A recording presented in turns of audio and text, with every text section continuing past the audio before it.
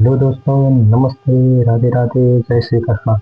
मैं दुर्गेश खड़वासा आप सभी भाई बंधुओं और दोस्तों का मेरे YouTube channel math station hub पर हार्दिक स्वागत एवं अभिनंदन करता हूँ।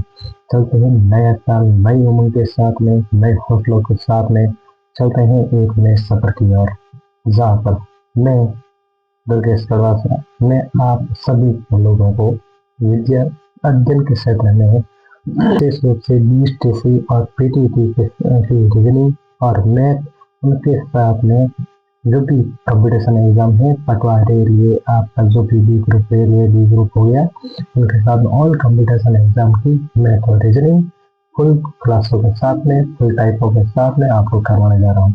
तो सहयोग रहे आपका सहयोग रहेगा। तो सबसे पहले शुरुआत करते हैं, आपकी स्क्रीन पर दिखा हुआ है आपका बीएसटीसी का सिलेबस। तो जो भी विद्यार्थी अभी वर्तमान में, जो भी 12वीं में, 11th और 12th जिसने भी 12वीं की है या 12वीं जिसकी चल रही है, चाहे सामान्य शिक्षा विभाग से हो, चाहे आपकी संस्कृत शिक्षा विभाग से हो, यदि कोई भी विद्यार्थी सामान्य प्रवेश से ले रहा है या वो कोई संस्कृत शिक्षा से आपको वो अध्ययन करना है, तो भी उनके लिए ये पीटी डीएलएड का जो एग्जाम है वो बहुत फायदेमंद लिए रहेगा। तो सबसे पहले मैं इसका जो भी पार्ट नंबर ए है, आपको मेंटल एबिलिटी, उसको मैं आपको फुल डिटेल के साथ में कराऊंगा, जिनमें आपको उपलब्ध होंगे 50 क्वेश्चन।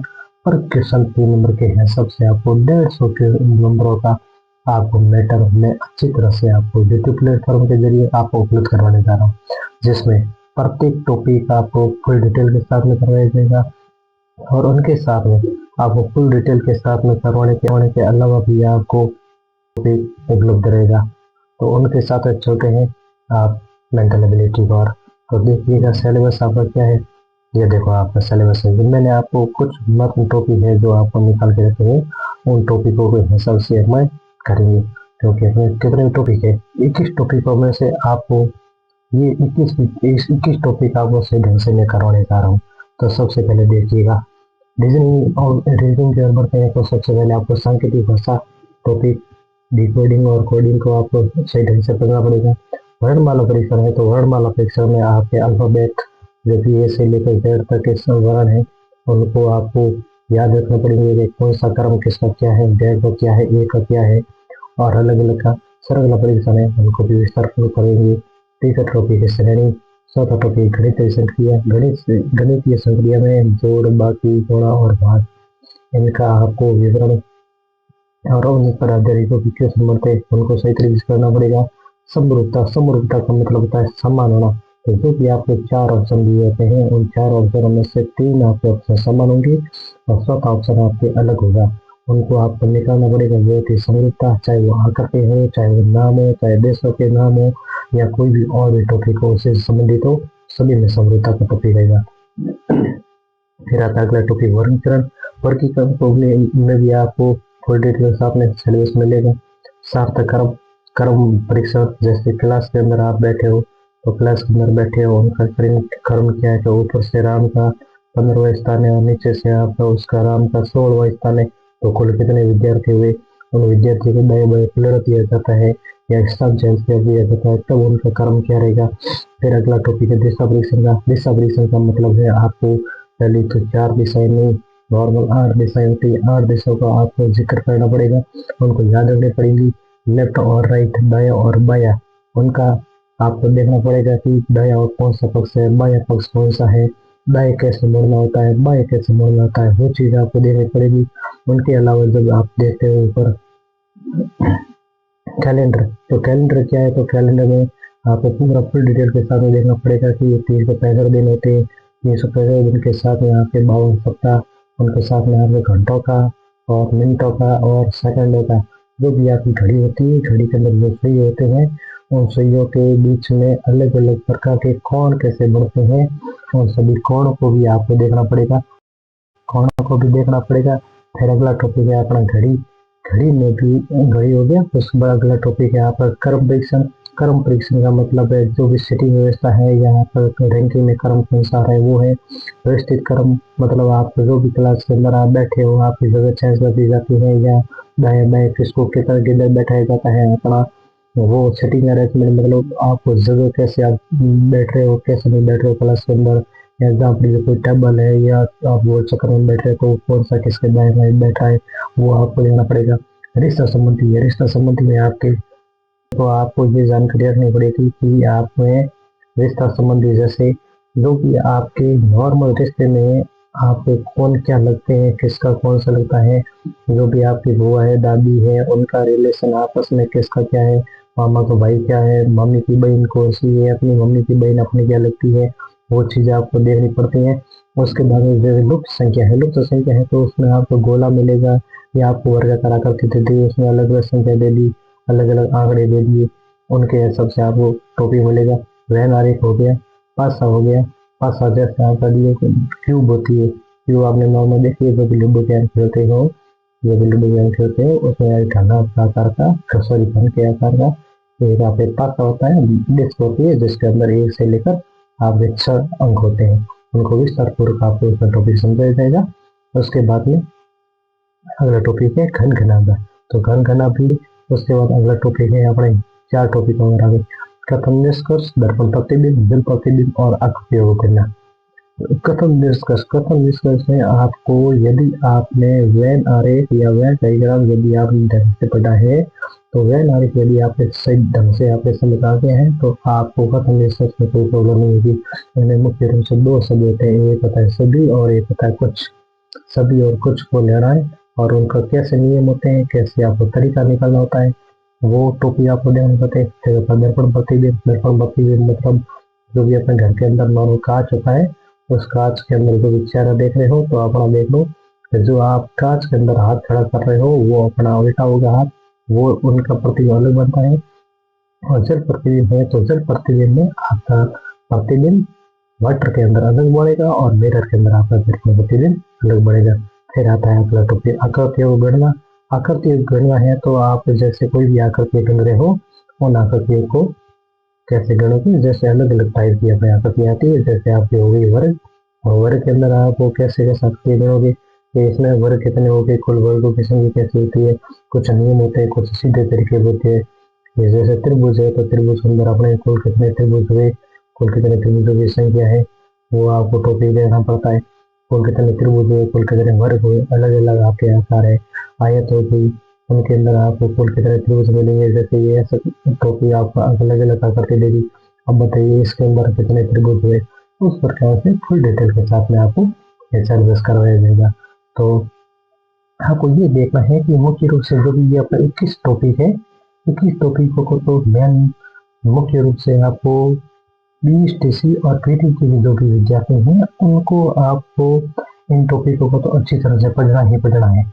इनके अलावा कुछ टॉपिक और होते हैं, कुछ टॉपिक और होते हैं जैसे आपके रेलवे ग्रुप हो गई, उनमें कंपटीशन एकदम ज़्यादा होता है, थोड़ा ज़्यादा हार्ड होता है, लेवल ज़्यादा हार्ड होता है। तो उसमें कुछ जैसे टॉपिक हो गए कथन मान्यता हो गया, कथन तर्क हो गया, कथन मान्यता है, कथन तर्क है, कथन धारणा हो गई, उनकी टॉपिक हो गई अलग अलग।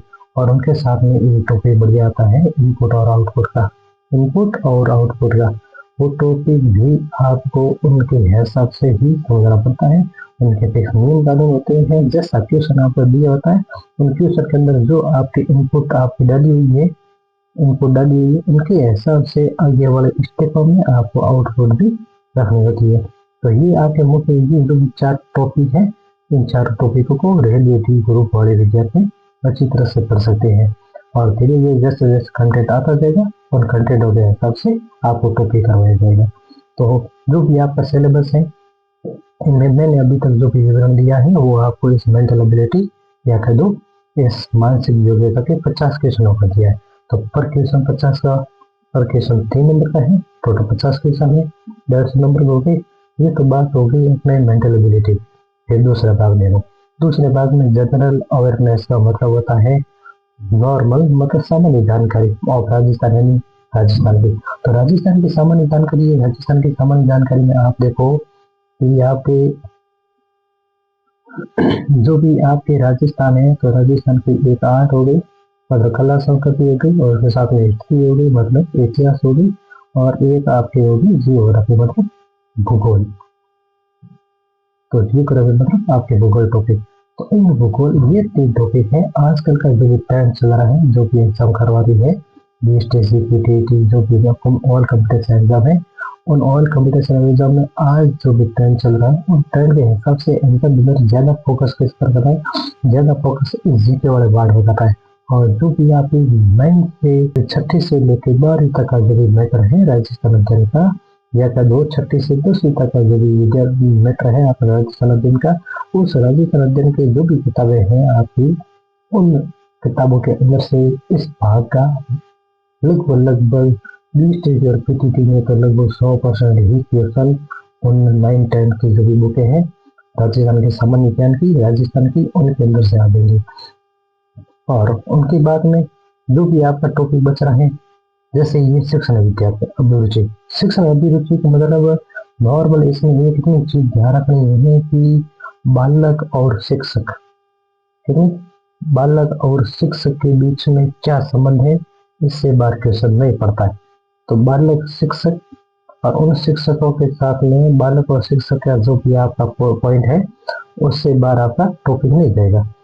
तो और उसमें आपको क्वेश्चन समझाने का एक ही तरीका होता है कि जो भी आपके 4 ऑप्शन होते हैं, 4 ऑप्शनों में से सबसे ज्यादा पॉजिटिव उत्तर कौन सा होता है, तो ज्यादा पॉजिटिव उत्तर ही सबसे ज्यादा माना जाता है। मतलब इन क्वेश्चनों के अंदर आपको नेगेटिव उत्तर नहीं देना होता है।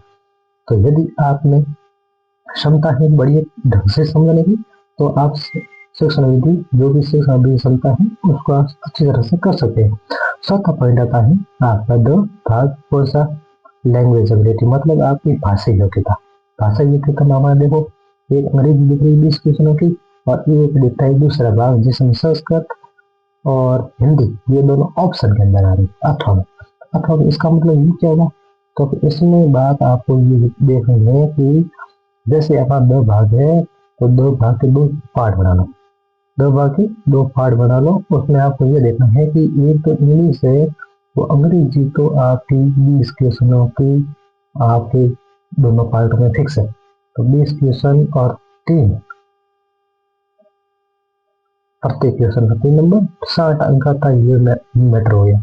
अब उनके साथ में अंग्रेजी के साथ में कौन सा आएगा, और जो विद्यार्थी 12वीं के अंदर सामान्य शिक्षा मतलब जिसमें संस्कृत सब्जेक्ट नहीं लिए, सामान्य जो भी हिंदी लिटरेचर, जो भी हिंदी आने वाले, इंग्लिश आने वाले, वो उस टॉपिक से कर रहा है। साथ में जो भी आपने, चाहे आपने साइंस ली हो, चाहे आर्ट्स ले ली हो, चाहे वाणिज्य ली हो, चाहे आपने एग्रीकल्चर ली हो, कोई भी टॉपिक है या कोई भी आपने इसे सोच की हो, उनमें तो आपको सामान्य शिक्षा के अनुसार आपको चलाना पड़ेगा।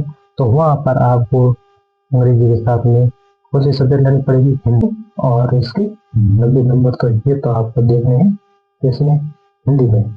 और उनके साथ में जो विद्यार्थी आपको 12वीं के अंदर सामान्य शिक्षा नहीं लेकर उसमें यदि संस्कृत सब्जेक्ट लीजिए, 12वीं में हिंदी आने वाली की यदि नॉर्मल वो संस्कृत शिक्षा सिखा पाए 12वीं, तो उनको सामान्य हिंदी न लेकर उनको क्या लेनी पड़ेगी, संस्कृत। और संस्कृत के 30 क्वेश्चन और प्रत्येक क्वेश्चन 3 नंबर का और टोटल 90 नंबर। मतलब इन दोनों के अंदर जो विद्यार्थी 12वीं के अंदर सामान्य शिक्षा से कर रहा है तो उनको हिंदी चूज करनी पड़ेगी, और जो संस्कृत विषय ले रहे हैं उनको आपको संस्कृत चूज करनी पड़ेगी। और इन 90 नंबरों को 60 के साथ जोड़ा जाता है तो आपके टोटल 9 अंक हो जाते हैं 150, मतलब 150 अंक। अब जो भी अपने 4 पार्ट है, 4 पार्ट अपने 150 अंक के लिए टोटल मिला के कितने हैं, टोटल मिला के अपने होंगे 600 अंक। और टोटल क्वेश्चन कितने हैं, तो प्रत्येक पार्ट आपका 50 क्वेश्चन आता है, 50 क्वेश्चन आता है। और 50 क्वेश्चनों का टोटल आपके 200 क्वेश्चन होते हैं, और 200 क्वेश्चन में पर क्वेश्चन 3 नंबर का है तो उसके हिसाब से टोटल 600 अंक का मैटर बनता है। तो उनमें सबसे ज्यादा लोड लेने वाली बात कोई है नहीं। सबसे ज्यादा यदि तो टॉपिक थोड़ा हार्ड पड़ता है तो वो हार्ड पड़ेगा reasoning, mental ability. Mental ability में मैं आपको बड़ी ढंग का कंटेंट अपलोड करवाने जा रहा हूँ, तो चलते हैं, ठीक है। और ये आपका तो हो गया पूरा आपका 600 अंक का 20 चीज के सिलेबस। उनके साथ में मैंने आपको ये रीजनिंग का भी आपको पार्ट करवा दिया है, या जो भी आपको मैंने समझा दिया है टॉपिक। अब उनमें से जो भी आपके टॉपिक हैं उन टॉपिकों के हिसाब से शुरू से सांकेतिक भाषा, कोडिंग, डिकोडिंग या वर्बल ऑपरेशन से स्टार्ट करेंगे। प्रत्येक टाइप को आपको अच्छी तरह से समझाया जाएगा और टाइप के साथ साथ आपके प्रत्येक टाइप के जितने भी क्वेश्चन बनते हैं उन टाइपों को क्वेश्चन के हिसाब से आपको समझाया जाएगा। मान लो मैंने पहले टाइप समझा दी, टाइप समझाने के बाद इनके जितने भी क्वेश्चन बनते हैं 1 से लेकर 10 नॉर्मल आपको 7-8 क्वेश्चन 10 क्वेश्चन प्रत्येक टाइप में मिलने जा रहे हैं। तो जुड़ते रहिए और देखते रहिए। जो भी चैनल पर वीडियो अपलोड हो रहे हैं उनको ध्यानपूर्वक समझें। जो चीज समझ में नहीं आ रही उनको कमेंट बॉक्स में आप जरूर लिखें। आपको हर क्वेश्चन का आपको सॉल्यूशन दिया जाएगा। धन्यवाद।